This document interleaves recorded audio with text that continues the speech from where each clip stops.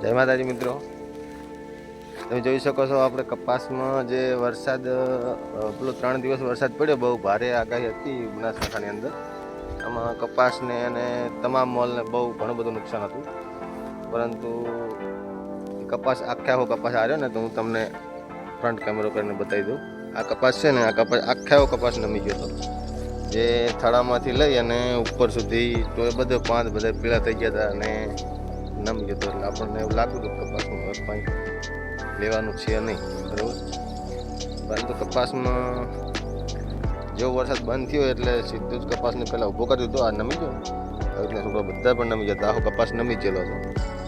પછી ઊભો કરી દીધો પગથી અને મૂળિયા દબાઈને પછી સીધું એમાં પાણી વાળી દીધું, બોરનું પાણી.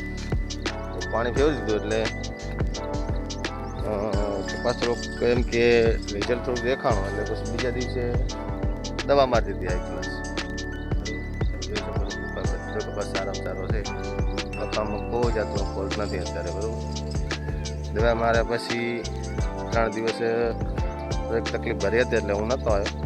ચોથા દિવસે આવ્યો છું, પણ તમે જોઈ શકો છો કપાસનો રિઝલ્ટ એકદમ હાઈ ક્લાસ રિઝલ્ટ છે. અને ઝીંડવા પણ તમે જોઈ શકો છો, હાઈ ક્લાસ ઝીંડવા પણ આવી ગયા છે કપાસમાં.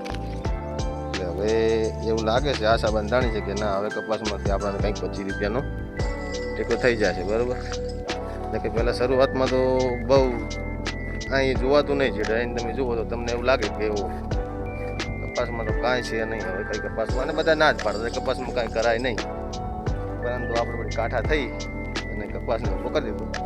ઊભો કરીને પાણી પાઈને દવા નાખી દીધા એટલે પછી રોનક આખી બદલાઈ ગઈ. જો આવો પડી ગયો તો આવો આડું થઈ ગયું છોડવા બધું પાન ખાવા મળ્યા હતા.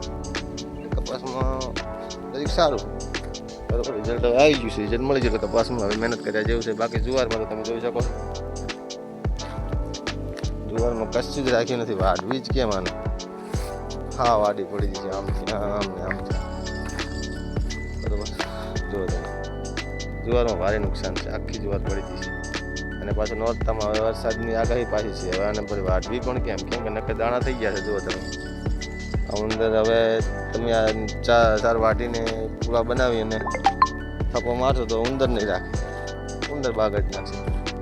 કરવું શું હવે, બરાબર. તો આ અમારી હતી ખેતી.